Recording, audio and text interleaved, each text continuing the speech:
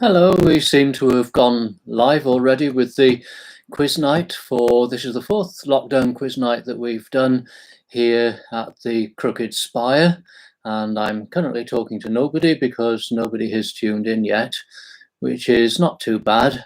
I shall make the effort while I'm doing this to try and find out what the link is so that I can send it to, hello, there's somebody who has just tuned in. I'll find the link so that I can send it to people who are in need of it.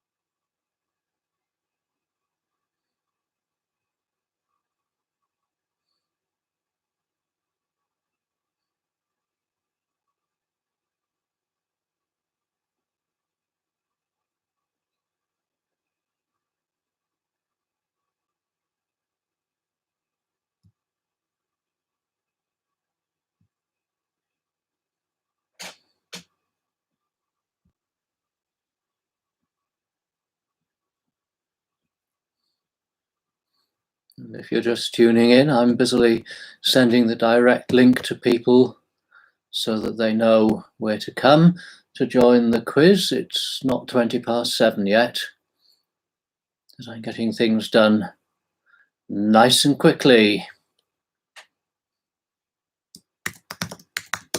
Here's the direct link for tonight's quiz night.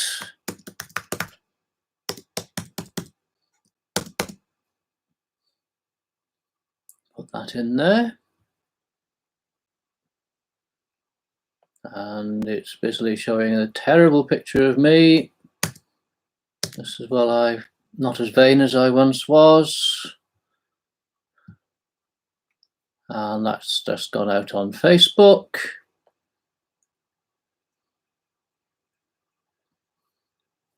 And it'll go out on my own personal Facebook in a minute.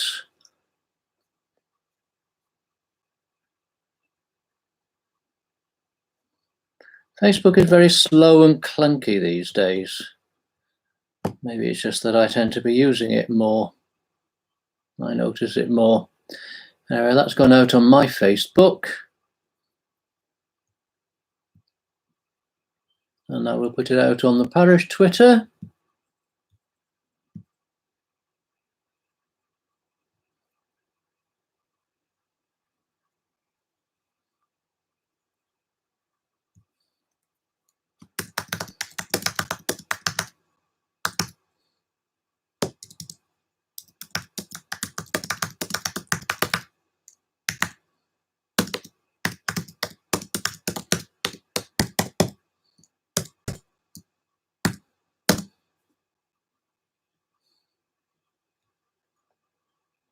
And that's on the parish Twitter. All ready.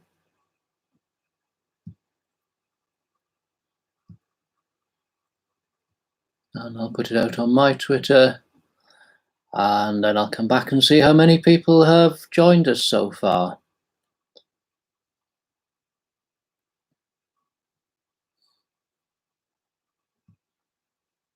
It's going out on my Twitter.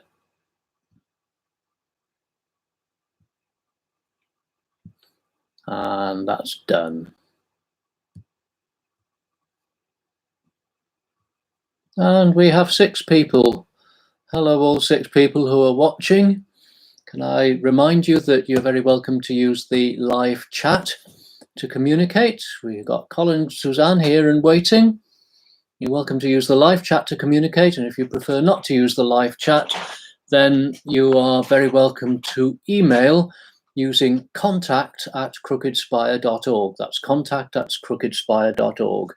And the Hallam's have arrived. Welcome, Tony and Gwen. I hope that you'll appreciate some of the questions for tonight.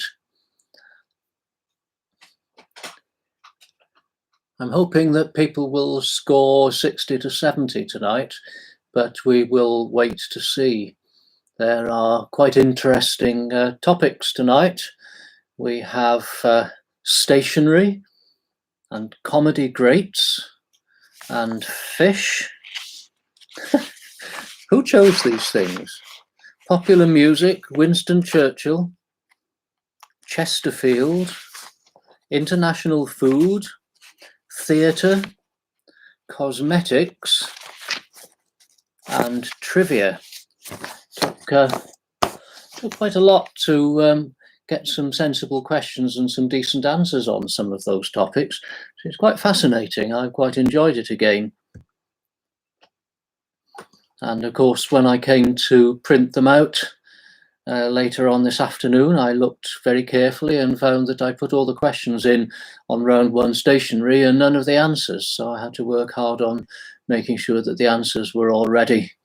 No use me looking up the answers during the quiz, is it?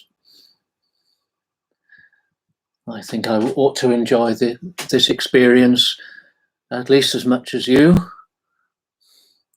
We now have 11 people tuned in. A reminder, you can check in. In fact, it'd be lovely if you would check in. I can say a personal greeting to you on the live chat or using contact@crookedspire.org. If you are watching and you have stayed on Facebook, please don't use comments on the Facebook link because I won't see them until afterwards. And I was happy to respond to some comments that were left last week, but if you put the comments on there, I won't see them until afterwards. So you please make them on YouTube or by email, and I will have them easily to hand and I can respond. We've now gone to 10 and back to 9. Somebody's seen my face and decided they don't want to tune in for the evening. And we have another 5. Oh, we're back up to 11 now. We seem to be moving around. Last week we were up to 22 on the regular people who were in. It seems to move up and down. It's gone down back down to 10 now.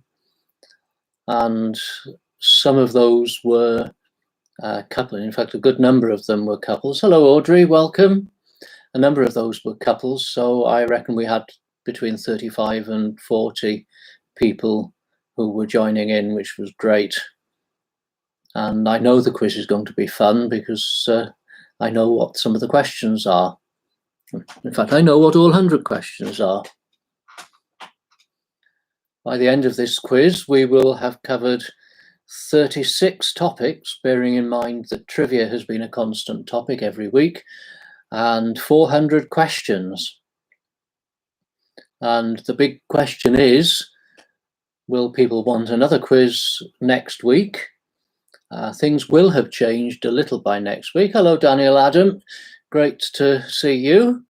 Things will have changed a little by next week, but a lot of people will still be in lockdown, regardless of whatever changes the government puts in place. And even if I'm in a slightly adjusted lockdown, I will still be able to put a quiz together. So if you want one, just let me know and I'll do it.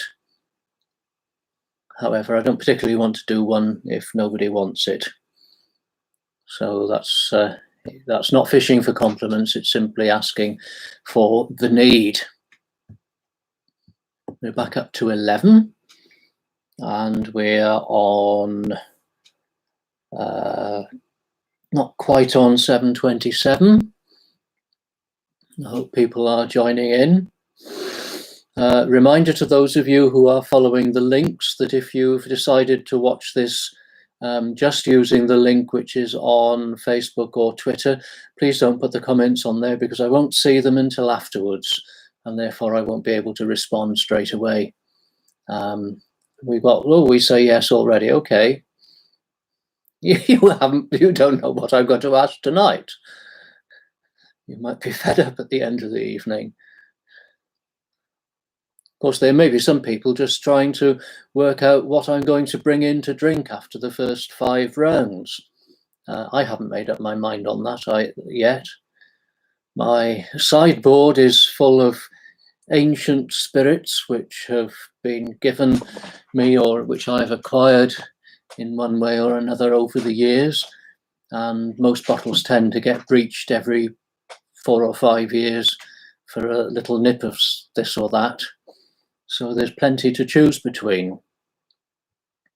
And if the person who clears the house, should I die an untimely death, if the person who clears the house decides to sample them all, then they will have a very happy and oblivious time. We have the Ball family, welcome. Good to see you.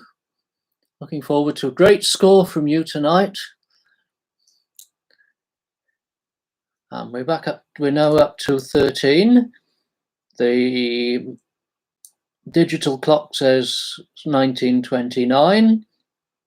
The telephone clock says it's still 40 seconds up until 1929, but we'll keep going. Rebecca is here. Welcome, Rebecca. Good to see you. I hope everybody's happy and well. And keeping busy in one way or another. I know I have been keeping busy. I expect the neighbours who are all retired are looking with their usual eye at my garden and thinking, surely this year, since he's got nothing else to do, he could do the garden. But of course, that's not been the case. I haven't had nothing else to do. And the garden has been my least priority, which it always is anyway. Suffice it to say, the grass is very green. It hasn't suffered at all from the dryness. Hello, we've got the Peterborough Halloms. All right, we've got a little bit of family competition there. Oh, how good. I look forward to getting the scores from both.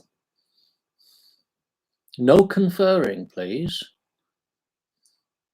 There's absolutely no way I can stop you from looking things up. Obviously, I can't police that, but your self-satisfaction will depend really on your honesty in working out whether you knew the answers to the questions or not. Some of these things you may know different answers. And I will indicate those where I think there's more than one possible answer.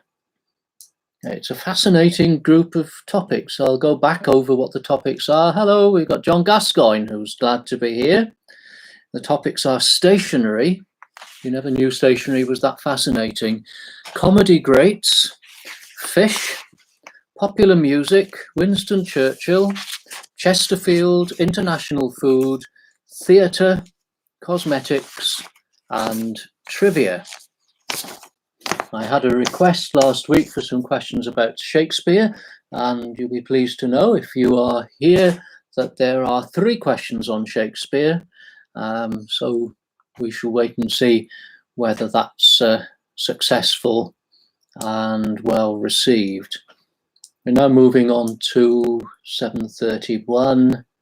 And we're getting close to when I'm going to decide to start. We've got 18, 19 people tuned in. I'll give it another half a minute and then we will get going and I will stop blathering and start asking the questions. One thing which I did notice last week is, having had a very small nip of that whiskey at the break, I did find myself missing the odd answer. And I think there was at least one answer which I didn't give. Please, if by the time we get to the answers, I'm missing out on answers, please don't hesitate to ask, either by chat or by email. Please don't hesitate to ask.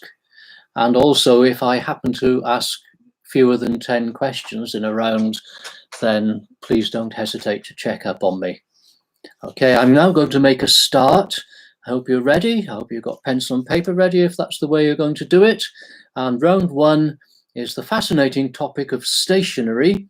And the first question is, what was the most common UK paper size prior to the adoption of A4, or the metric paper system? And A4 seems to be the most common UK paper size now. What was the most common UK paper size prior to the adoption of A4? I have vast quantities of handouts from A-level and from university which are in this size of paper, all printed in different ways, usually on a Gestetner.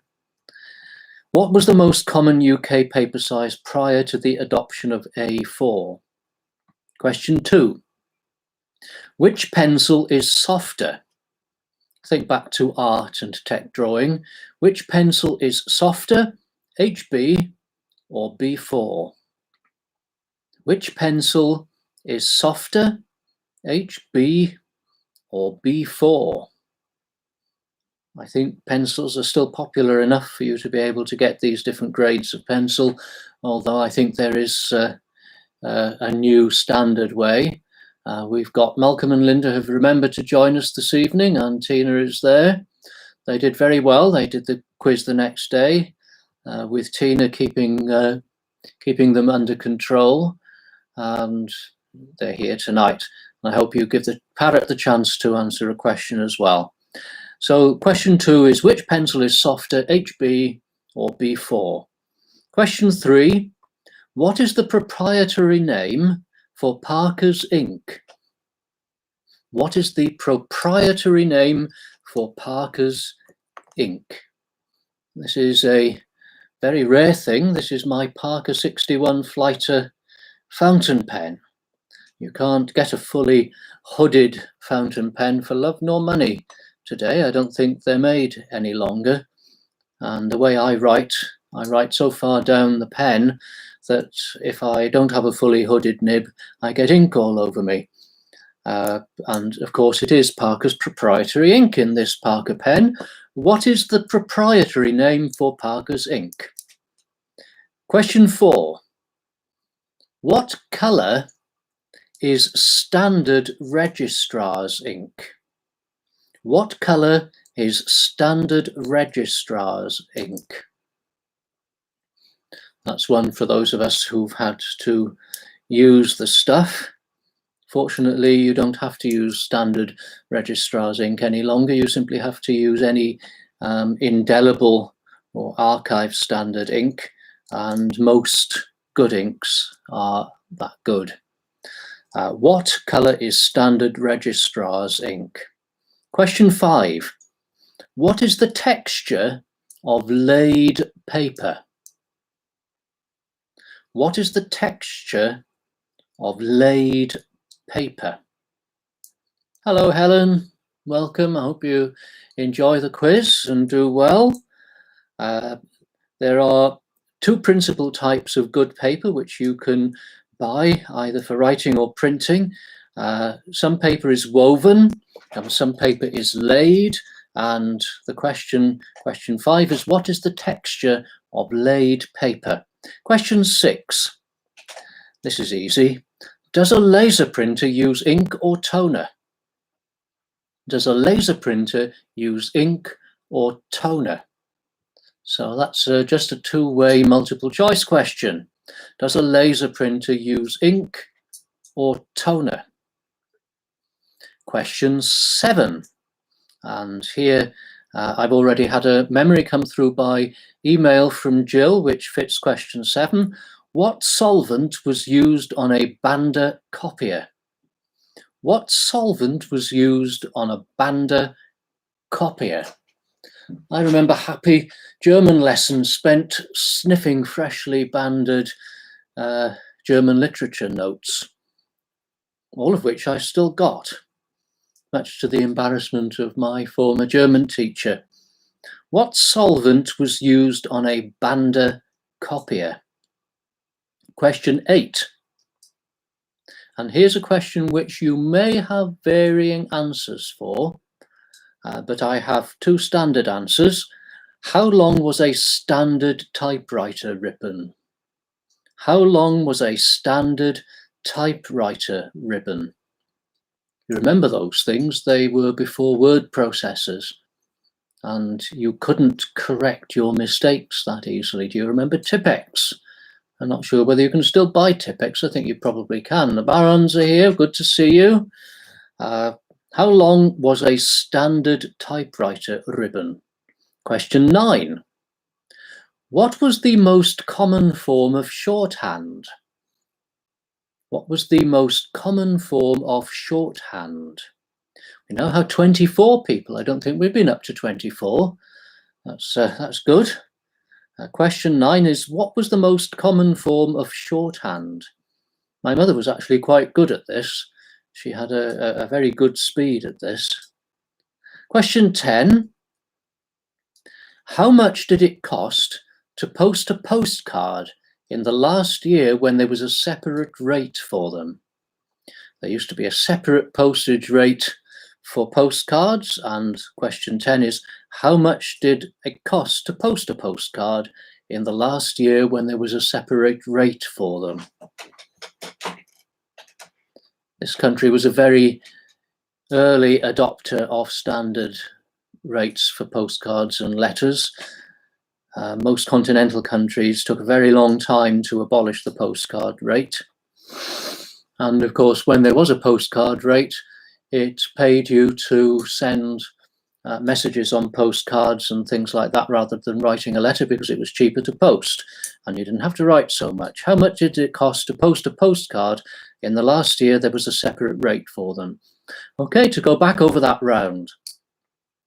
What was the most common UK paper size prior to the adoption of A4? Which pencil is softer, HB or B4? What is the proprietary name for Parker's ink? What colour is standard registrar's ink? What is the texture of laid paper? Does a laser printer use ink or toner? What solvent was used on a Banda copier? How long was a standard typewriter ribbon? What was the most common form of shorthand?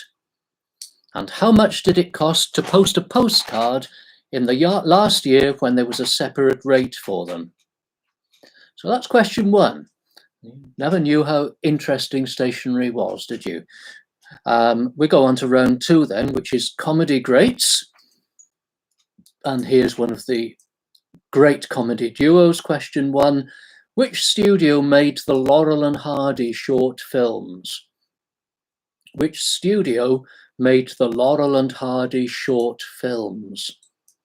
The recent tribute film to Laurel and Hardy may help you with that. Okay. No, it's not history. No, Zoe has got that wrong. Standard registrar's ink is still used. A4 is still used. Pencils are still used. Paper is still used. Laser printers are used. Shorthand is still used. So sorry, Zoe, not all history. Which studio made the Laurel and Hardy short films? Okay, move on to question 2. In which city was Dave Allen born? One of the very few people that can reduce me to tears of laughter still. In which city was Dave Allen born? I'm sure you'll find that easy. It's pretty obvious. Question 3. Who wrote Adolf Hitler, My Part in His Downfall? Who wrote Adolf Hitler, My Part in His Downfall? Okay, one of the zaniest comedy figures probably of all time. Who wrote Adolf Hitler, My Part in His Downfall? Question 4. Which quiz show, which is still in existence, Which quiz show did Humphrey Lyttelton chair for 36 years until very shortly before his death at the age of 86? Which quiz show did Humphrey Lyttelton chair for 36 years until shortly before his death at the age of 86? Again, I'm afraid I asked that question because it's another of those things which can still reduce me to tears of laughter, and not much can these days. Question 5. Which maths professor, still alive, not completely history, which maths professor wrote and performed comedy songs in his spare time? Which maths professor wrote and performed comedy songs in his spare time? Some real classics there, and he didn't write a lot, but they have stood the test of time. Which maths professor wrote and performed comedy songs in his spare time? And if you don't know this man's work, then once you found out who he is, look him up on YouTube, because there are some absolutely incredible songs. Question 6. In which year was the first Tom and Jerry cartoon screened? In which year was the first Tom and Jerry cartoon screened? Tom and Jerry is apparently alive and kicking, and was trending on Twitter for some reason today. I have no idea why, because I couldn't be bothered to look. In which year was the first Tom and Jerry cartoon screened? Question 7. Which radio comedy show is based in Sheffield? Which radio comedy show, which radio comedy show is based in Sheffield? It's one of those slightly absurd everyday life comedy shows. Based in Sheffield. Which radio comedy show is based in Sheffield? Question 8. Who played the vicar in Rev? Who played the vicar in Rev? Easy question, easy answer. Also was one of the writers. Who played the vicar in Rev? Question 9. Which comic actor played Blackadder and Mr. Bean, among others? Which comic actor played Blackadder and Mr. Bean, among others? I have absolutely no idea why Mr. Bean is seen in most of the world as being archetypal British humour, because I can't find it funny at all, but there you are. Which comic actor played Blackadder and Mr. Bean, among others? And question 10, why did the chicken cross the road? Why did the chicken cross the road? A simple question with a simple answer. Why did the chicken cross the road? Okay, I'll go back over those questions. Comedy greats. Which studio made the Laurel and Hardy short films? In which city was Dave Allen born? Who wrote Adolf Hitler, My Part in His Downfall? Which quiz show did Humphrey Lyttelton chair for 36 years until shortly before his death at the age of 86? Which maths professor wrote and performed comedy songs in his spare time? In which year was the first Tom and Jerry cartoon screened? Which radio comedy show is based in Sheffield? Who played the vicar in Rev?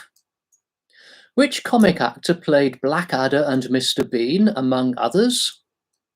And question 10, why did the chicken cross the road? Okay, we'll move on then to round 3, which is fish. And the first question is, what shape is a place? What shape is a place? What sort of fish is a place? What shape is a place? Question 2.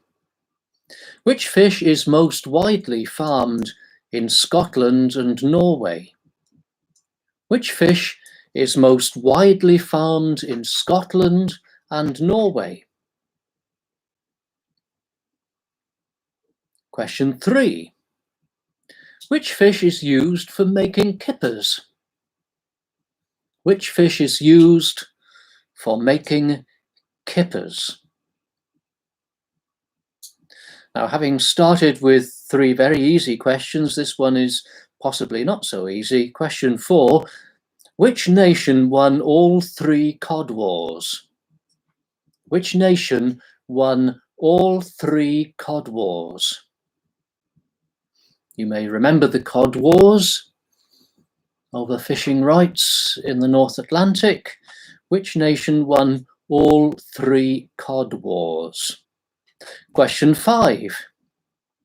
What are langoustine tails better known as? What are langoustine tails better known as? And I mean that in the UK. What are langoustine tails better known as? Question 6. Which non-fish source of protein is often included in a fish pie? Which non-fish source of protein is often included in a fish pie? If you want a clue, it means that when this is in a fish pie, I can't eat it. Which non-fish source of protein is often included in a fish pie? Question 7. How do Germans prefer to eat their eel? How do Germans prefer to eat their eel? Eel is a very common delicacy in Germany. It is absolutely delicious, and the Germans prefer to eat it this way. How do Germans prefer to eat their eel? Question 8. Who first commercialized fish fingers as fish fingers? Who first commercialized fish fingers as fish fingers? Not fish sticks or anything other than that. Who first commercialized fish fingers under the name of fish fingers? Question 9. What type of shark starred in Jaws? What type of shark starred in Jaws? Originally, Jaws takes you right back, but of course Jaws has become a franchise and also I think has been remade. What type of shark was it that starred in Jaws? And question 10, which fish was thought to be extinct until a live specimen was caught in 1938? Hello, Rowena. Sorry, I'm not suggesting you were extinct. I'm talking about the fish here. Which fish was thought to be extinct until a live specimen was caught in 1938? Now, that's a very interesting one. Places off Africa where this can be caught still. They're still very rare, but they're not extinct. Which fish was thought to be extinct until a live specimen was caught in 1938? Okay, to go back over the fish round. What shape is a place? Which fish is most widely farmed in Scotland and Norway? Which fish is used for making kippers? Which nation won all 3 Cod Wars? What are langoustine tails better known as?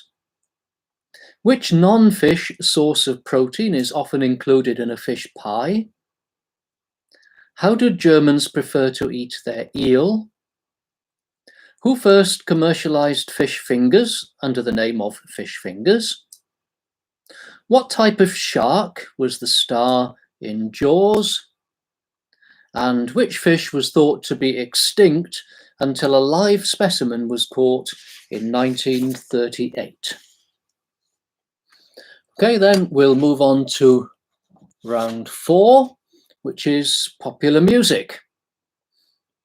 And question 1, which recording label did the Beatles use prior to setting up Apple? The Beatles set up their own recording name, Apple. It was used for other types of merchandise and franchising which the Beatles had, but before they set up Apple, which recording label did they use? Question 2, what musical genre similar to hip-hop was developed, often on YouTube, by British teenagers in recent decades? What musical genre similar to hip-hop was developed, often on YouTube, by British teenagers in recent decades? It's the successor to Garage, if that's a clue to you. I suspect for some people it may be a clue, although if you know what Garage is, you probably know what this is as well. But the question is, what musical genre similar to hip-hop was developed, often on YouTube, by British teenagers in recent decades? Question 3, simple question. How many Spice Girls were there? How many Spice Girls were there? So I think you have to count the names if you don't already know. How many Spice Girls were there? Or is it are there? Are they coming back together? I said were there. How many Spice Girls were there? Question 4. Which K-pop video was the first to reach 1 billion views on YouTube? Which K-pop video was the first to reach 1 billion views on YouTube? If people don't exactly know what K-pop is, it's the Korean version of pop music. It is extremely popular, extremely current today. And in fact, it seems to be taking over quite a lot of the boy and girl band scene. But this question is, which K-pop video was the first to reach 1 billion views on YouTube? Question 5. What was Frank Sinatra's elder daughter called? What was Frank Sinatra's elder daughter called? If you want some clues for that, her greatest hit was These Boots Are Meant for Walking. And of course, she recorded a song with her father called, I think it was Saying Something Stupid Like I Love You. But I want to know her name. What was Frank Sinatra's elder daughter called? Question 6. What was T-Rex's first chart topper in 1970? What was T-Rex's first chart topper in 1970? We're trying to range over a vast area of experience here. What was T-Rex's first chart topper in 1970? That got you scratching your heads. Question 7. Who took over from Whispering Bob Harris as presenter of Old Grey Whistle Test in 1978? Who took over from Whispering Bob Harris as presenter of Old Grey Whistle Test in 1978?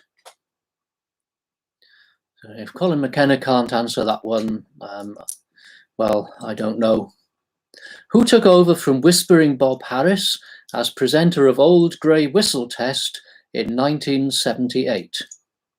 Question 8. How old is Justin Bieber? How old is Justin Bieber? Please don't tell me what you think of him. Just tell me how old he is. How old is Justin Bieber? Question 9. Which 1964 Drifters song was covered by Bruce Willis in 1987, reaching number 2 in the UK charts? And it's been covered by a number of people before and since. Which 1964 Drifters song was covered by Bruce Willis in 1987 and on that occasion reached number 2 in the UK charts? And question 10, what was the Pet Shop Boys' first commercial hit? What was the Pet Shop Boys' first commercial hit? So I'll go back over that. Which recording label did the Beatles use prior to setting up Apple? What musical genre similar to hip-hop was developed often on YouTube by British teenagers in recent decades? How many Spice Girls were or are there? Which K-pop video was the first to reach 1 billion views on YouTube? What was Frank Sinatra's elder daughter called? What was T-Rex's first chart topper in 1970? Who took over from Whispering Bob Harris as presenter of Old Grey Whistle Test in 1978? How old is Justin Bieber? Which 1964 Drifters song was covered by Bruce Willis in 1987, reaching on that occasion number 2 in the UK charts? And the last question, what was the Pet Shop Boys' first commercial hit? Now we've actually arrived at 30 viewers, which is brilliant. So welcome to all you 30 viewers. If anybody is new here, a special welcome to you. And if you want to use the live chat, please feel free to announce yourselves, say hello, or if you want to make comments or introduce yourselves and get me to say hello to you without using the live chat, you can email contact@crookedspire.org. So we'll move on then to round 5, which is Winston Churchill. And question 1 is, in which year did Churchill die? Hello, Jack, good to see you. Question 1, in which year did Churchill die? So that's a reasonably easy question. I would have said general knowledge rather than specialist knowledge. In which year did Churchill die? The next one is not quite so general. Which newspaper did Churchill write for during the Boer War? And as a clue, he wrote for this newspaper for most of his life. Which newspaper did Churchill write for during the Boer War? He was actually a correspondent for them at that time, and he cut his teeth for them in the Pashtun Wars on the northeast frontier. Question 3, what nationality was Churchill's mother? What nationality was Churchill's mother? What nationality was Churchill's mother? Churchill held dual nationality, and the one that wasn't British came from his mother. There's a clue for you. Question 4. Which event led to Churchill being hated in South Wales? Which event led to Churchill being hated in South Wales? And I can still remember talking to people about Churchill when I was a boy and finding a visceral hatred in them. And this is in the 1960s and 70s. Which event led to Churchill being hated in South Wales? Question 5. In which year did Churchill reintroduce the gold standard? In which year did Churchill reintroduce the gold standard?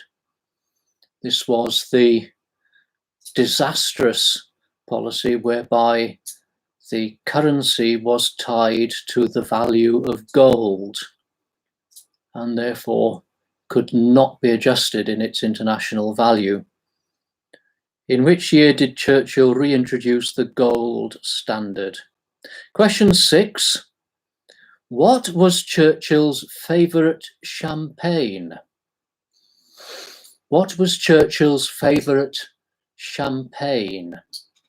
I was going to ask what were Churchill's favourite cigars, but there were 2 different ones, and my pronunciation of Spanish isn't good enough because they're both from Havana.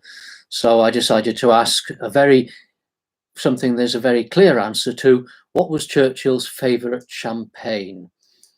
It's estimated that since he discovered this champagne quite a number of years into his life, he must have drunk or shared at least 2 bottles a day of this champagne. Question 7. Without any further ado, who was Churchill's deputy in his war cabinet? Who was Churchill's deputy in his war cabinet? Someone who remained very loyal to Churchill in a way that Churchill wasn't always to him. Who was Churchill's deputy in his war cabinet? Question 8. Where is the country house so beloved of Churchill? I don't want to know the county or the town, just the name of the house. Where is the country house so beloved of Churchill?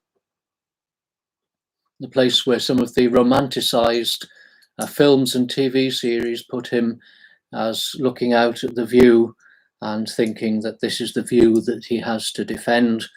But I want to know the simple answer to where is the country house so beloved of Churchill. Question 9. What construction activity did Churchill engage in to combat his regular depressions? What construction activity did Churchill engage in to combat his regular depressions? Interestingly, Churchill, to the end of his life, remained a member of the trade union for this profession, and he was also qualified in this profession, but his main use for it was combating his regular depressions, and I want to know what it was. And the final question, where was Churchill's first meeting with Stalin? Where was Churchill's first meeting with Stalin? Reputedly, on the first night of their meeting, they tried to drink each other under the table, and both were quite accomplished at drinking other people underneath the table, so nobody won. But what I want to know is where it was. Where was Churchill's first meeting with Stalin? So I'll go back over that. In which year did Churchill die? Which newspaper did he write for during the Boer War? What nationality was Churchill's mother? Which event led to Churchill being hated in South Wales? In which year did Churchill reintroduce the gold standard? What was Churchill's favourite champagne? Who was Churchill's deputy in his war cabinet? Where is the country house so beloved of Churchill? What construction activity did Churchill engage in to combat his regular depressions? And finally, where was Churchill's first meeting with Stalin? So that's the end of the first 5 rounds. We got through it slightly quicker than in previous occasions. So we're now on just about 8:05. And if we have a 5-minute break until 8:10, it means I can go and decide what I'm going to wet my whistle with, and you can make yourself comfortable or decide the same, or do whatever you need to do, and we'll reconvene here at 8:10. I may even need to let the dogs out, although they've now got used to me sitting at the computer and talking to myself, so they're not too bothered. Let's see.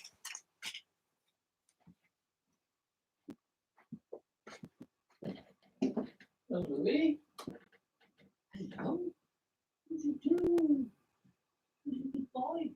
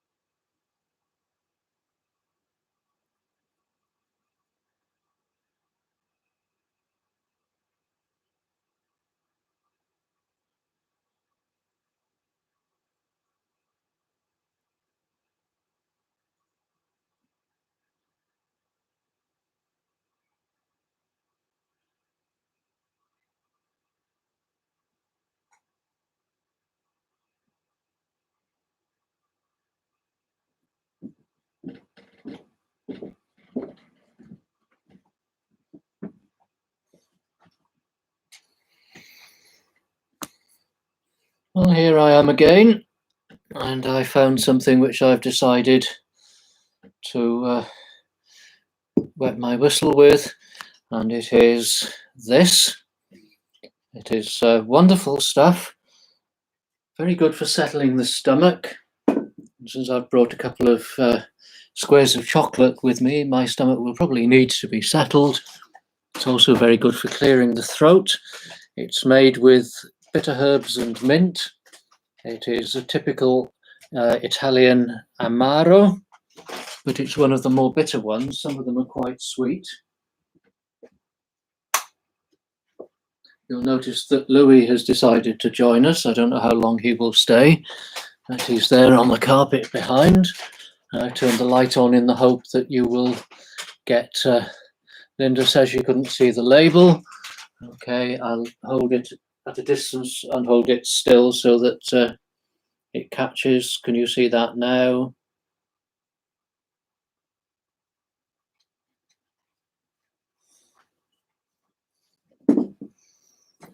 Not easy to get in this country. One of the things which I tend to import when I have the opportunity.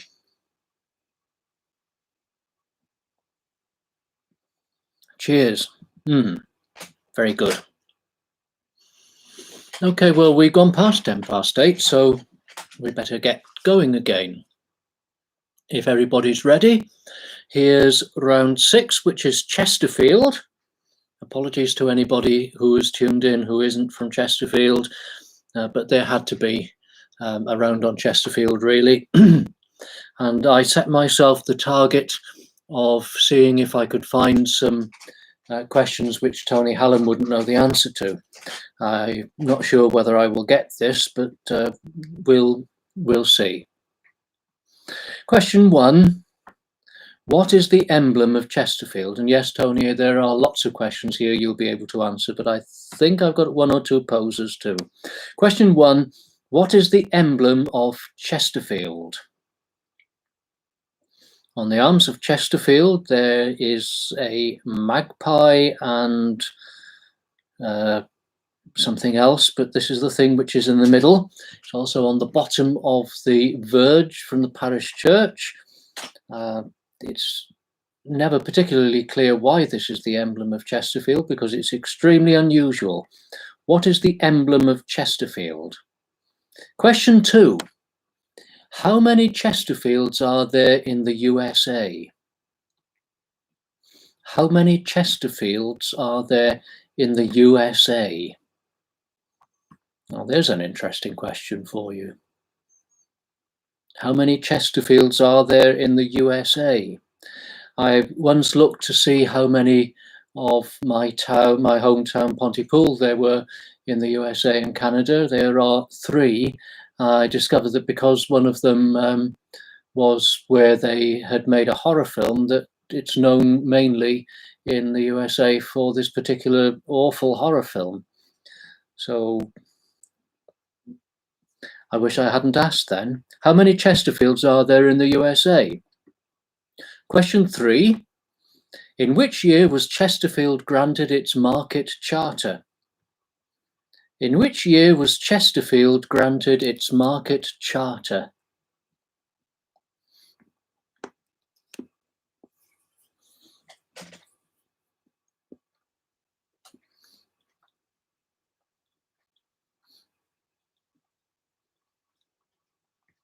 Question 4. In which year was the so-called Battle of Chesterfield? Oh, we've got Millie is making an appearance. Hello, Millie. Hello, Millie. No. In which year was the so-called Battle of Chesterfield? Question 5. Who was the first female mayor of Chesterfield? Who was the first female mayor of Chesterfield?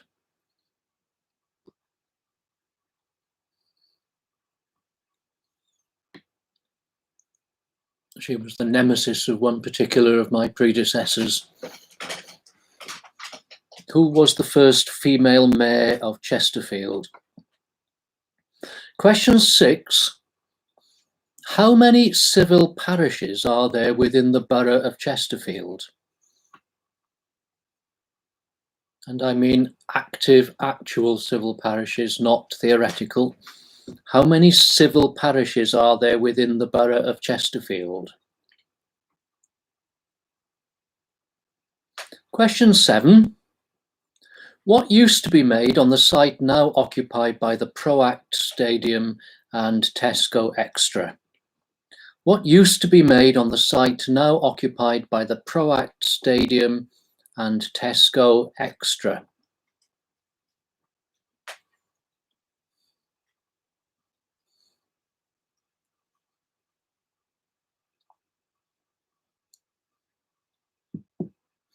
One of those things which many of us in the rest of the country had used in our recreational activities and never knew that it came from Chesterfield. What used to be made on the site now occupied by the ProAct Stadium and Tesco? Question 8. I'd like to know if anybody actually gets the answer to this one. In which year was the first ever international gluten-free beer festival held in Chesterfield? The first ever international gluten-free beer festival was held in Chesterfield, and I want to know which year that was in. In which year was the first ever international gluten-free beer festival held in Chesterfield? Question 9. This may have a variety of answers. I'm only looking for one particular one.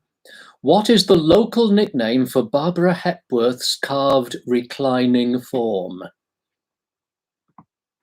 Those of you who have walked through the passageway that leads from Bitwell Street through the Royal Mail buildings and all that towards the Queen's Park will have seen Barbara Hepworth's carved reclining form. And I would, oh well, Peppits are here, that's great. I hope you can see and hear me and are enjoying it. And the question, which is question 9 of round 6, what is the local nickname for Barbara Hepworth's carved reclining form? And question 10, where was the town centre terminus of the Chatsworth Road tramline? Where was the town centre terminus of the Chatsworth Road tramline? So I'll go back over those. What is the emblem of Chesterfield? How many Chesterfields are there in the USA? In which year was Chesterfield granted its market charter? In which year was the so-called Battle of Chesterfield? Who was the first female mayor of Chesterfield? How many civil parishes are there within the borough of Chesterfield? What used to be made on the site now occupied by the ProAct Stadium and Tesco? In which year was the first ever international gluten-free beer festival held in Chesterfield? What is the local nickname for Barbara Hepworth's carved reclining form? And where was the town centre terminus of the Chatsworth Road tramline? So that was round 6, the Chesterfield round. Round 7 is dedicated to international food. And the first question, in which country would you be served with collard greens? In which country would you be served with collard greens?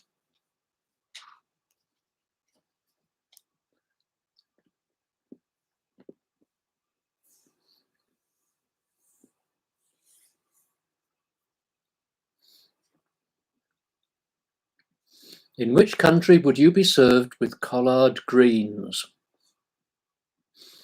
Question 2.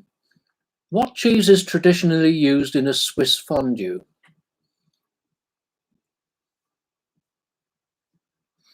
What cheese is traditionally used in a Swiss fondue?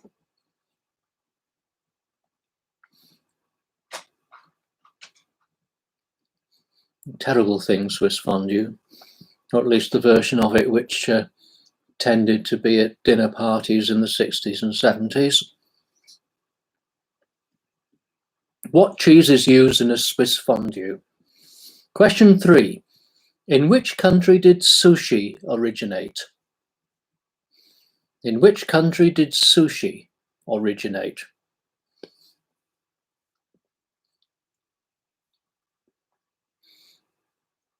Interestingly, I thought, and I think a lot of people think, that sushi is all about raw fish. But actually, the thing that makes a sushi is the vinegar rice, which is the basis of it. So I understand. It's not my favorite, but it is. Many people like it, and I want to know which country it originated in. In which country did sushi originate? Question 4. What ingredient will you always find in a Spanish tortilla? What ingredient will you always find in a Spanish tortilla?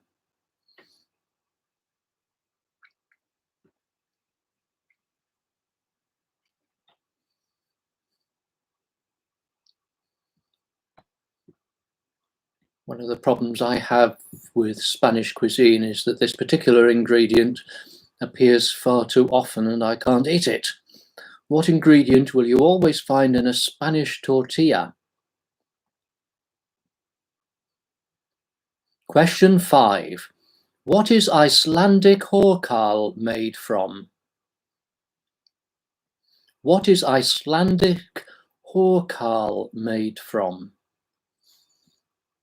One of the things which tourists to Iceland are encouraged to try once, and which apparently requires a substantial slug of Icelandic vodka to get rid of the taste of. What is Icelandic horkál made from? Question 6. Where would you be served with what? W-A-T. Where would you be served with what? W-A-T. What is quite a delicious concoction. And a plate with various varieties of what and flatbreads and things like that is to die for. Where would you be served with what? Question 7. In which country does zhug, Z-H-U-G, relish originate? In which country does zhug relish originate?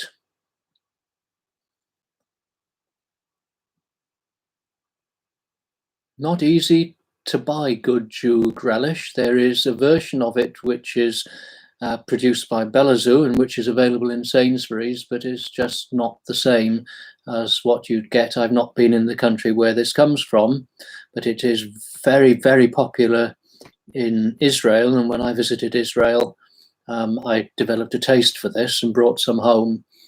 It is possible to make it yourself. It requires a lot of green chilies and a lot of coriander. But I want to know what country it originates from. In which country does zhug relish originate? Question 8. When would you usually add garam masala to a dish? When would you usually add garam masala to a dish? Ask Madhur Jaffrey this, or various other people who teach that sort of cuisine. I don't think any of them are quite as charming and as I don't know. There's something very lovely about Madhur Jaffrey. Very humble. When would you usually add garam masala to a dish? Question 9. Which nation's traditional diet includes earthworms? Which nation's traditional diet includes earthworms? I try to go all over the world for this. I try to get into as many continents as possible. Which nation's traditional diet includes earthworms? And question 10, in the West Indies, on what day is rice and peas traditionally eaten? In the West Indies, on what day of the week is rice and peas traditionally eaten? So I'll go back over that. In which country would you be served with collard greens? Which cheese is used in a Swiss fondue? In which country did sushi originate? What ingredient will you always find in a Spanish tortilla? What is Icelandic horkál made from? Where would you be served with what? In which country does zhug relish originate? When would you usually add garam masala to a dish? Which nation's traditional diet includes earthworms? And in the West Indies, on what day of the week is rice and peas traditionally eaten? So that's round 7. I'll just clear my throat. And we'll move on to round 8, which is theatre.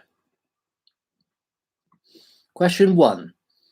In which year was the reconstructed Globe Theatre opened? In which year was the reconstructed Globe Theatre opened?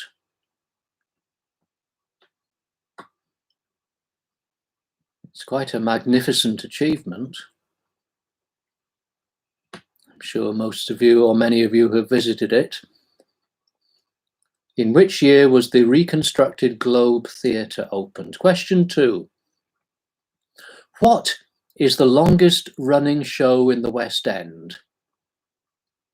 What is the longest running show in the West End?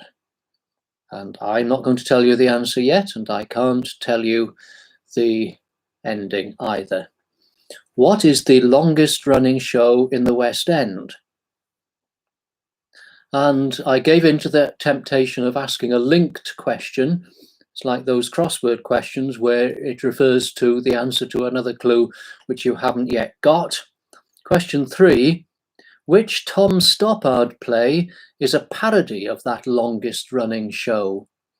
Which Tom Stoppard play is a parody of that longest running show? So you've got to get question 2 right in order to get on to question 3. Sorry about that. Question 4.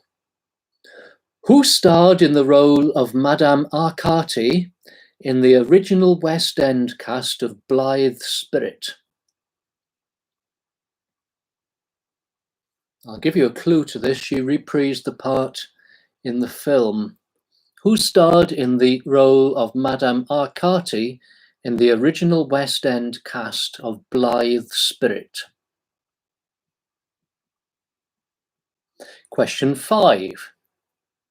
On what English classic was Bertolt Brecht's The Threepenny Opera based? On what English classic was Bertolt Brecht's The Threepenny Opera based? I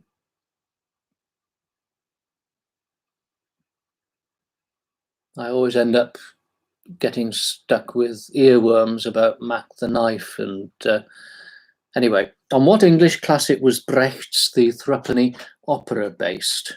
Question 6. How many characters are there in Waiting for Godot? How many characters are there in Waiting for Godot?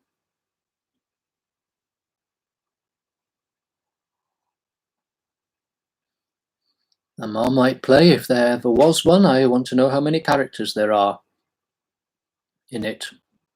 Question 7. Who opened the Chesterfield Civic Theatre in 1949? Who opened the Chesterfield Civic Theatre in 1949? Now known as the Pomegranate, of course. Who opened the Chesterfield Civic Theatre in 1949?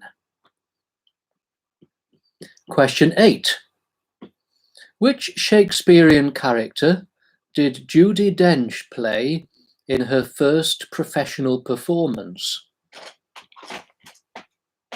Which Shakespearean character did Judi Dench play in her first professional performance? I can remember seeing Judi Dench in Much Ado About Nothing in Stratford in 1976 on a school trip with our German exchange students. It was set in India, and it was in the days when It Ain't Half Hot Mum was on the television, and it was slightly, as Shakespeare also is, slightly non-politically correct. But I want to know a little bit earlier than that.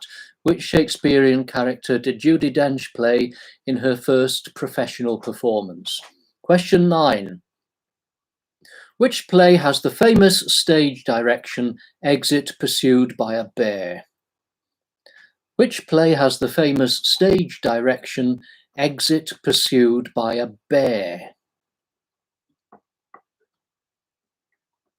Oh, that's a casting director and properties manager nightmare, how to arrange for a bear. Which play has the stage direction, Exit Pursued by a Bear? And question 10. Where in England is the setting for Alan Bennett's play Kafka's Dick? Where in England is the setting for Alan Bennett's play Kafka's Dick? I deliberately phrased that question to avoid you being distracted by the fact that it mentions Kafka and going for Czechoslovakia. Where in England is the setting for Alan Bennett's play Kafka's Dick? Okay, I'll go back over those. In which year was the reconstructed Globe Theatre opened? What is the longest running show in the West End? Which Tom Stoppard play is a parody of that longest running show? Who starred in the role of Madame Arcati in the original West End cast of Blithe Spirit? On what English classic was Brecht's The Threepenny Opera based? How many characters are there in Waiting for Godot? Who opened the Chesterfield Civic Theatre in 1949? Which Shakespearean character did Judi Dench play in her first professional performance? Which play has the stage direction Exit Pursued by a Bear? And where in England is the setting for Alan Bennett's play Kafka's Dick? And we'll move on from there, from the absurd to the, well, that's to the ridiculous. No, round 9 is cosmetics. And I used the Chambers's Dictionary definition of cosmetics, which is maybe slightly wider than you would be expecting. And I hope you find these questions interesting. Question 1. What procedure stretches the skin on the face and or the neck in a vain attempt to make the subject look younger? What procedure stretches the skin on the face and or the neck in a vain attempt to make the subject look younger?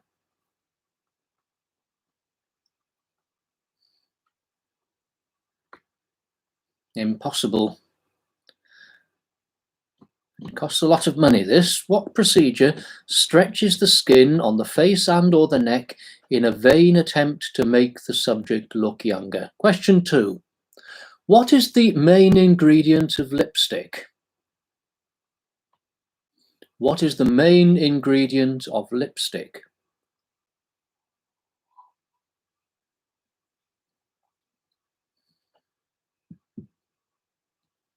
Question 3. You should be able to work this one out without knowing anything about the question, because the answer is hidden in the question. Would you wear light or dark foundation to make yourself look anemic?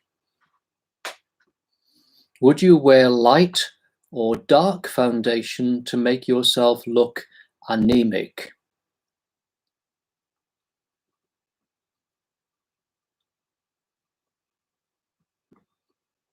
See people scratching their heads.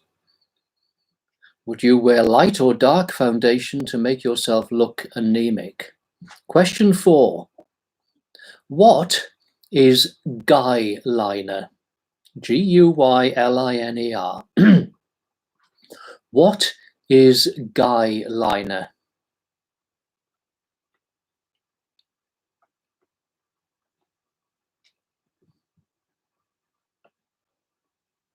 What is guy liner? Question 5. What was the first modern synthetic pigment which is frequently used in cosmetics? You'll find it often in eyeshadow.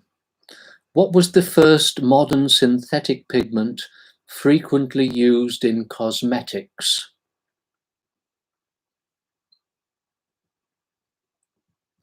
What was the first modern synthetic pigment frequently used in cosmetics? Question 6. Which modern treatment relaxes nerves so as to smoothen skin? Which modern treatment relaxes nerves so as to smoothen skin?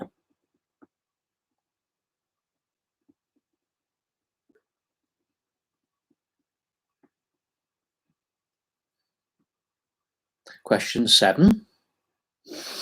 What is considered the only effective removal agent for gel nail polish?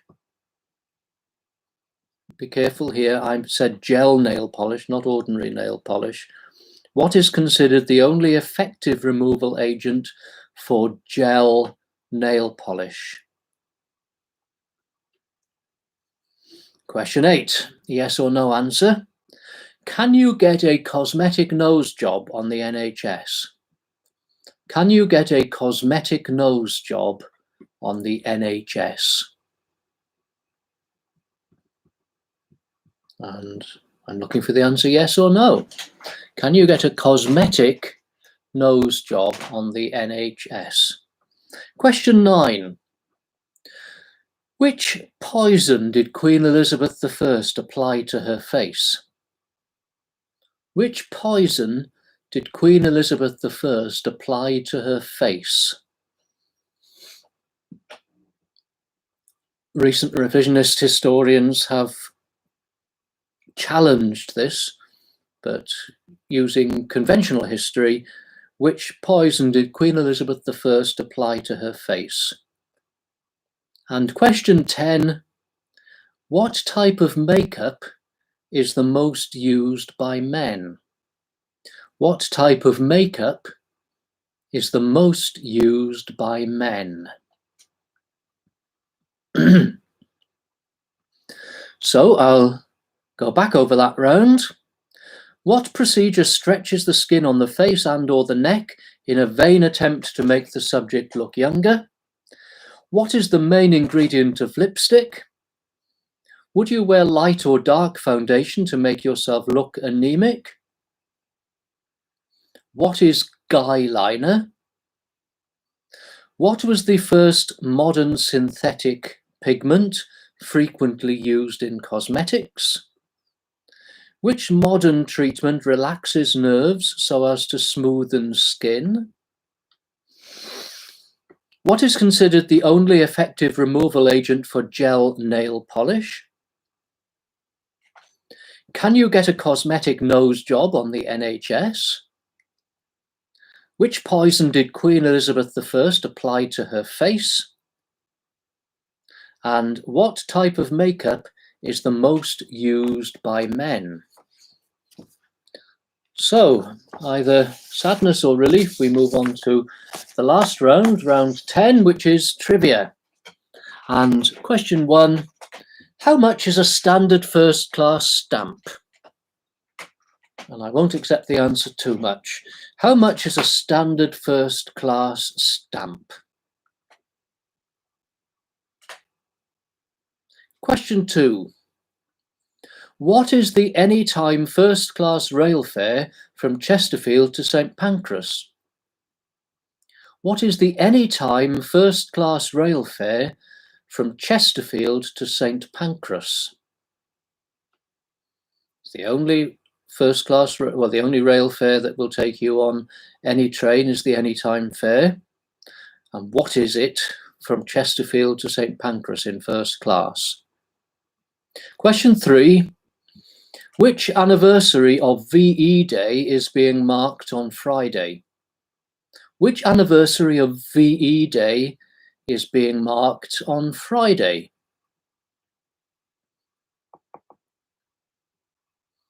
Question 4. What is a 15th wedding anniversary called? What is a 15th wedding anniversary called? Some of you have gone a long way beyond that, but what is a 15th wedding anniversary called? Question 5. In which country was Lego invented? In which country was Lego invented? Lego is only useful for one thing, and that's for torturing people you hate who walk around in bare feet. Question 6. What does USB stand for? What does USB stand for? In case you're confused, USB, B as in Bertie. Question 7. Again, a yes and no answer.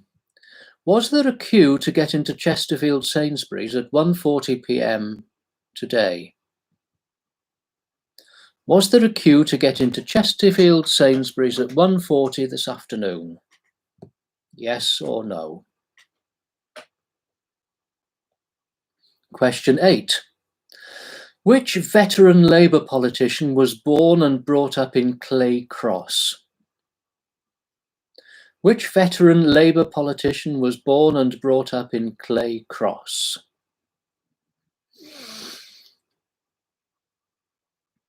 Question 9. When is the next leap year? When is the next leap year?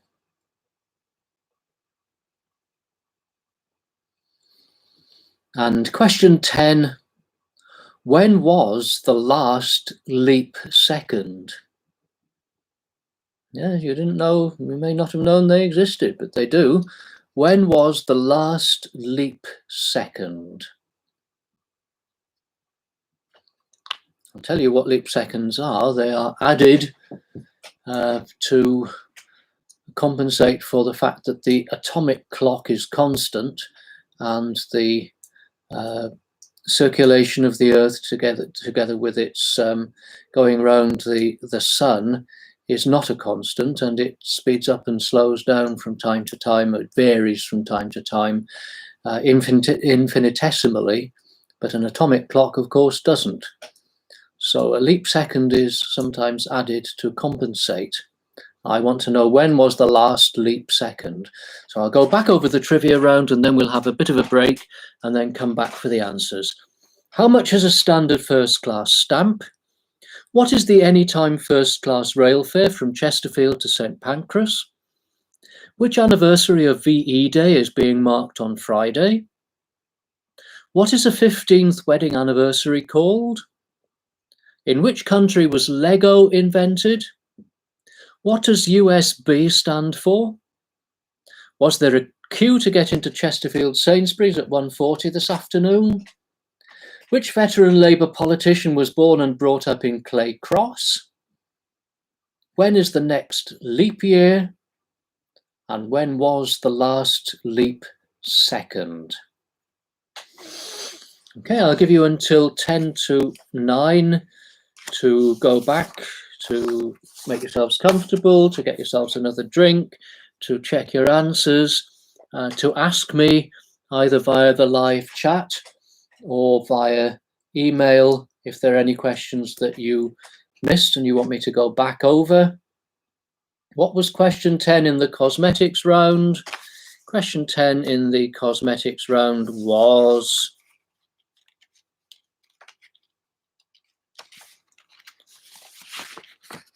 sorry, I've got the paper is stuck together. What type of makeup is the most used by men? What type of makeup is the most used by men? Okay, you've got the chance to put your things up on there. I'm going to walk around because I'm seizing up. I'm not planning to go away. I do need to move. Hello, Louis.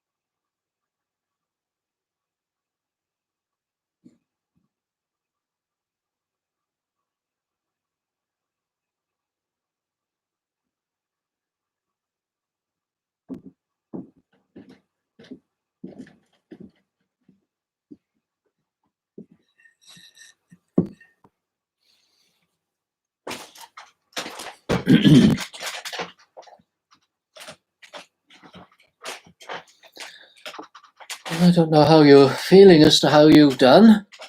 We'll soon find out, obviously, but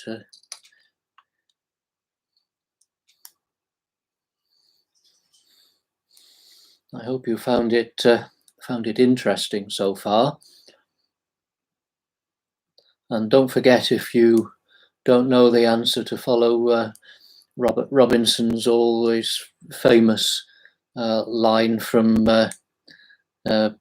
Brain of Britain, that an educated guess is as good as an answer you already know. So if you've got some, oh what? I've been asked to ask Tony how many you got on round 6, so we'll wait and see. Tony may not want to answer that one. I don't know how difficult I've made it. Some of it is obviously, well, some of the answers are obvious, and some of them I know will be very obvious to Tony. So we shall see. Is he scratching his head? This, by the way, is water. So, despite the Fernet Branca Mentor, I managed to get a dry throat after all that talking. Must have been to do with the chocolate. Now, I know that last week and the week before I missed a few answers and had to go back, and I'm going to try remembering to tick them off this time as I go through, so that I can be sure I've given all the answers. We're on 10 to 9, so I'll now start the answers. Are you ready? So round 1, the most common UK paper size prior to the adoption of the metric system and things like A4 was foolscap. The softer pencil is the B4. H is hard, B is soft, and B4 is very soft. The proprietary name for Parker's ink is Quink. Standard Registrar's ink is blue-black. The texture of laid paper is neither uniform in depth nor smooth. Laid paper is made so that it resembles handmade paper, which means the depth is not always the same. Sometimes you can see more light through it, and the surface is not smooth. Sometimes you see a regular pattern in order to make it look as if it's handmade, and that's what laid paper is about. It's neither uniform in depth nor smooth. Does a laser printer use ink or toner? Of course it uses toner.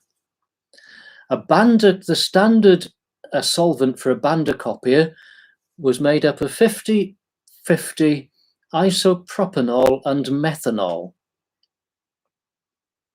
50-50 isopropanol and methanol. Methanol is the agent which is used to make methylated spirits undrinkable, and that's why it always smelled of meths, but it's not actually meths. So it's 50-50 isopropanol and methanol. A standard typewriter ribbon was for an ordinary one 12 yards or a superior one 16 yards. And I will accept submitted alternative answers to that if you have them. The most common form of shorthand was Pitman's. And in 1968, which was the last year there was a separate rate for postcards, it cost 3p to post one, 3 old pence. That 1968 was the year when the old types of post were replaced by first and second class, and everybody wondered why you were paying for a letter which wouldn't be delivered the next day, because the great pride of the Royal Mail was that it always delivered the next day. However, round 2. Hal Roach was the studio that made the Laurel and Hardy short films. Dave Allen was born in Dublin. Spike Milligan wrote Adolf Hitler, My Part in His Downfall. Humphrey Lyttelton chaired I'm Sorry I Haven't a Clue for 36 years. And very funny it still is. The maths professor who wrote and performed comedy songs was, of course, Tom Lehrer. Tom and Jerry, the first Tom and Jerry cartoon was screened in 1940.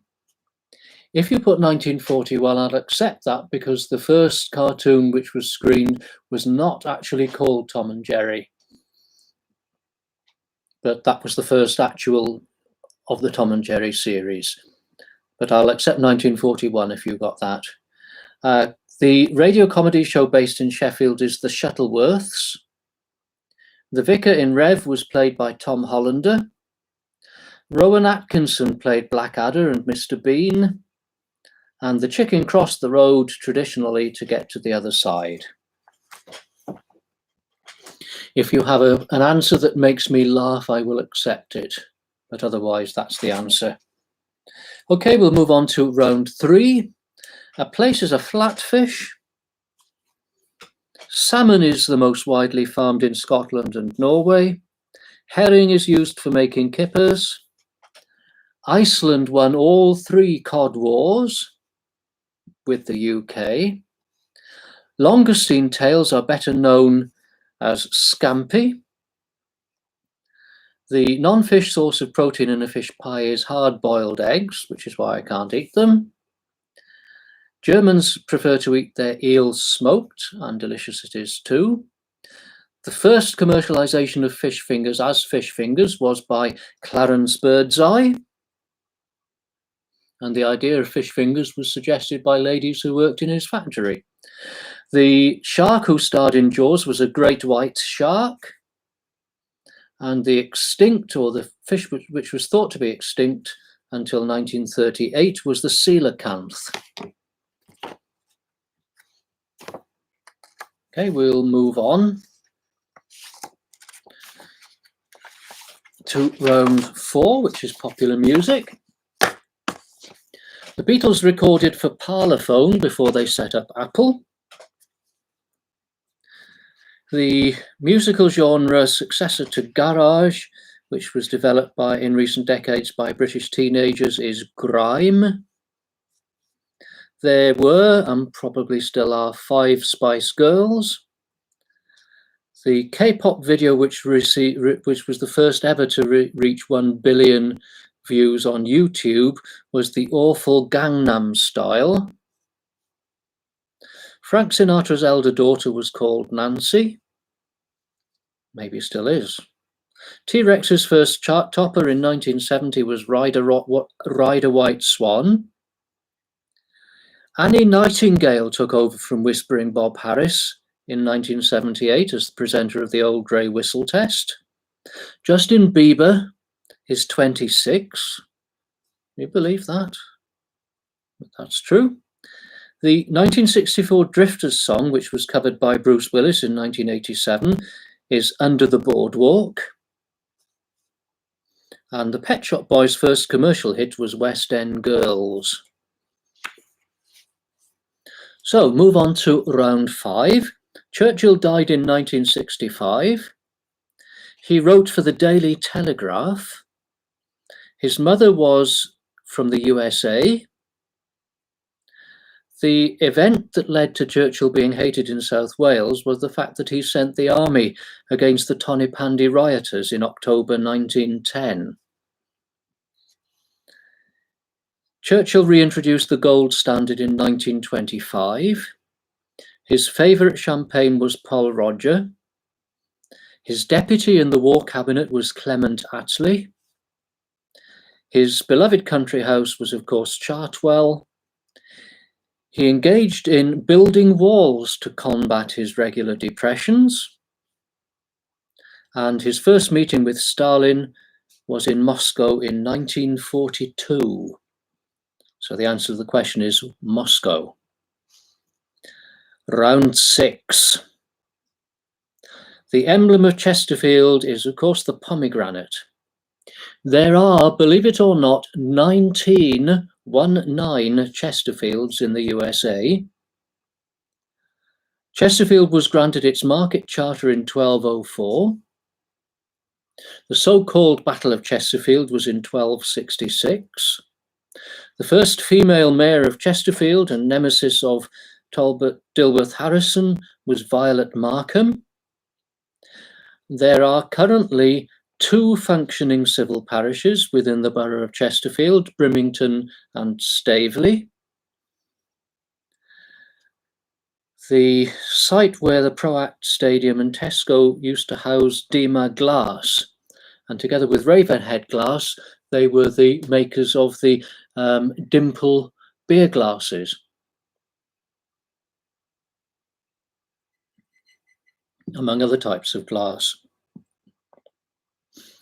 The first ever International Gluten-Free Beer Festival was held in Chesterfield in 2006. The local nickname for Barbara Hepworth's carved reclining form is Isaiah. And that is because it's the form of a person, and in it the one eye is higher than the other. Isaiah.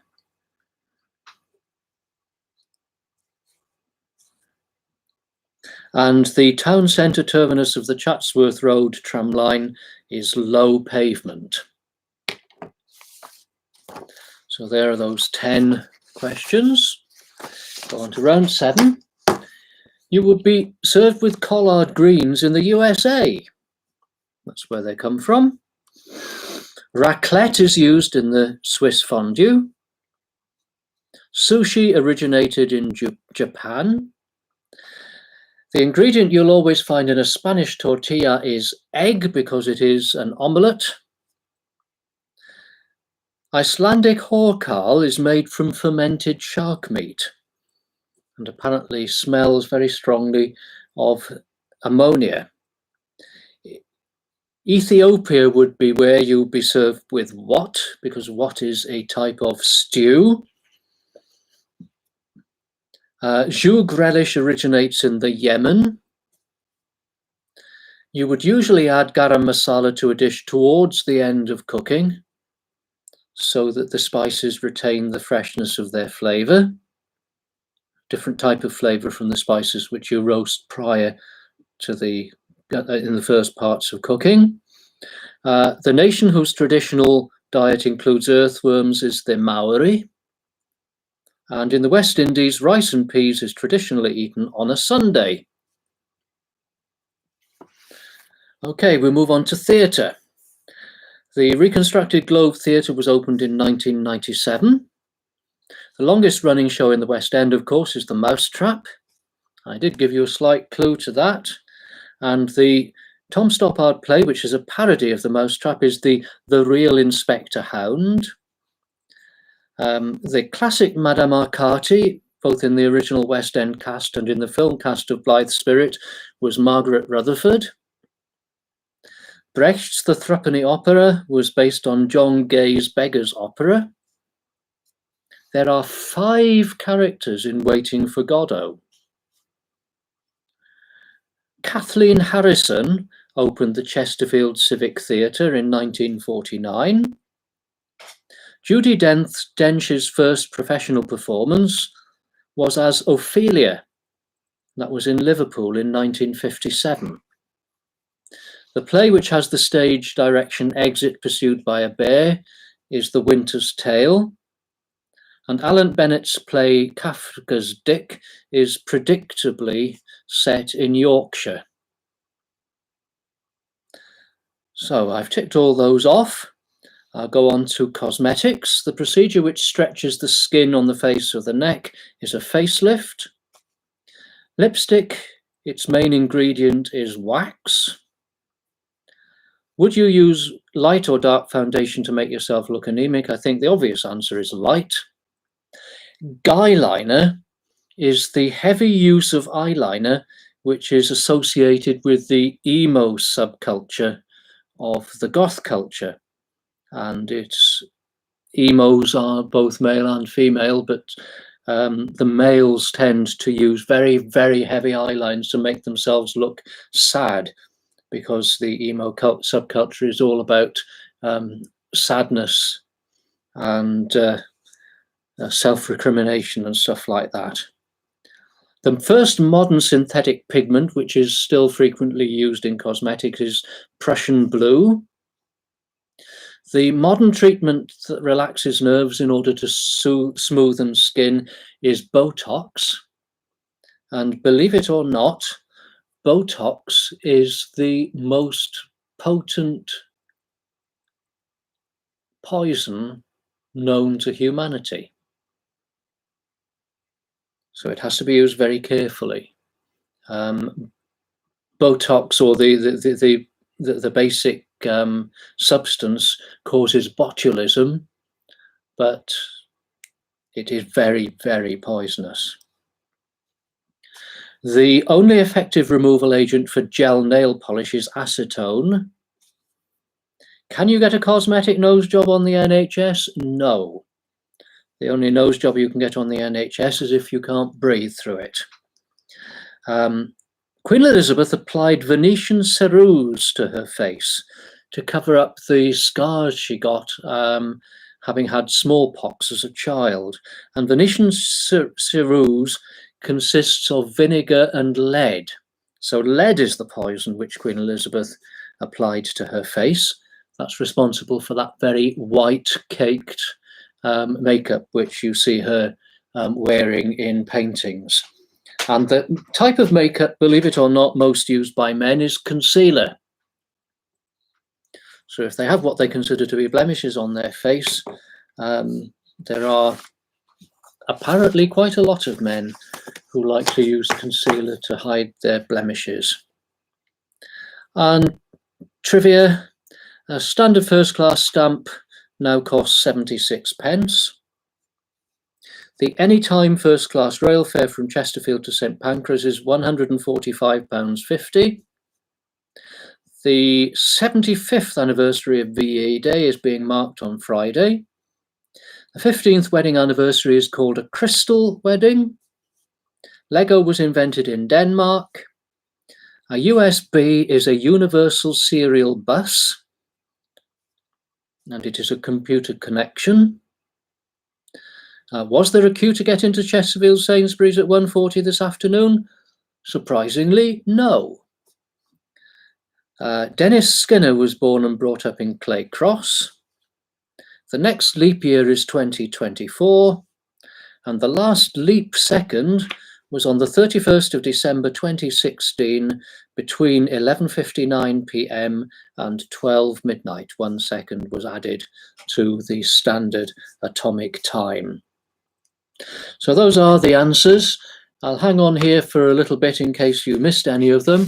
I have ticked them off, so I don't think I've missed calling any of them. But if you missed hearing any of them, also if you're interested in sharing your scores, or tell me that you found it awful or hard or easy or whatever, I'll sit here for the next 2 minutes or so to see what feedback we might or might not get.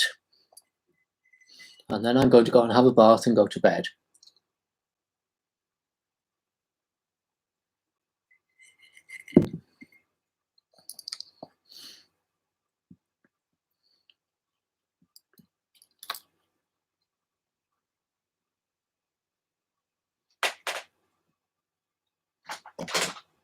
"51 and yes, I got." Which one is that? That's the Whispering Bob Harris, the old grey whistle test one. 30 and a half, 46, snap.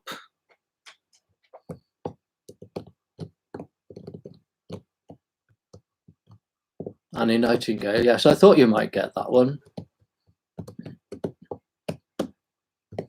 Apparently Annie Nightingale is still around. 43 really enjoyed it, as it was the comedy round. Can the chicken cross the road for a laugh? How about half a point? Will you accept that?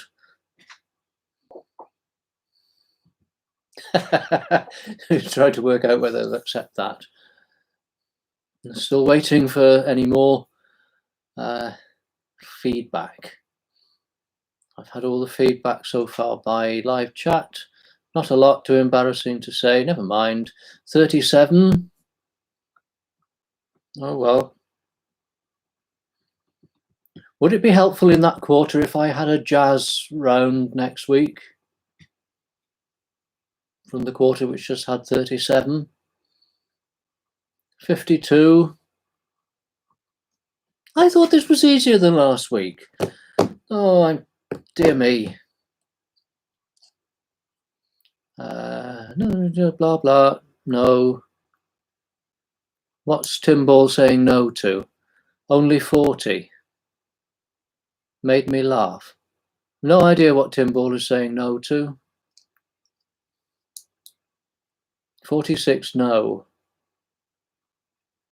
Rowena Turner says no. I don't know what no is. Timothy Ball, jazz. I have no idea what you're saying no to. Help me out.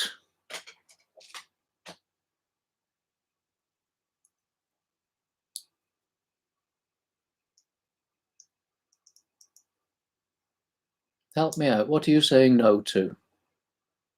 Oh, no jazz. Oh, I see what you mean. Jazz. Somebody wants jazz. All right. Okay. Oh, I've said yes, please from there. There's no to the jazz round. No jazz, please. Well, we'll see what we'll see what we come up with for next week. Okay, well, I'm going to sign out now. Thank you ever so much for taking part. We had more people again this week, and I will plan for next week. I'm told that the Peterborough Halloms had one more than Gwen and Tony, but I think I probably should stay out of family painful family disputes. So we'll leave that one. We'll leave that one be and let them sort that one out, shall we? Anyway, good night, everybody, and thank you all very much for taking part. End stream now. Good night.